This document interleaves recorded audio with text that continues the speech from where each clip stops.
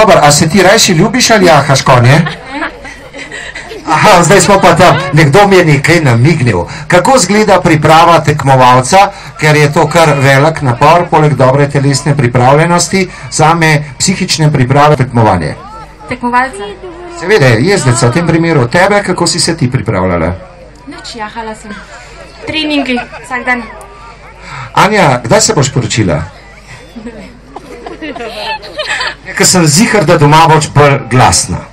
Tokrat ti bomo oprostili ta skromen intervju in te bomo namesto tega nagradili z bučnim aplauzom. Anja Mošnik, gremo vsi v častni krog, Anja, gremo in dajmo dvigant, pozdravi gledalce, navijali so za tebe, vas bomo malo naučili, kako se obnaša do gledalcev, a ne da organizatorji.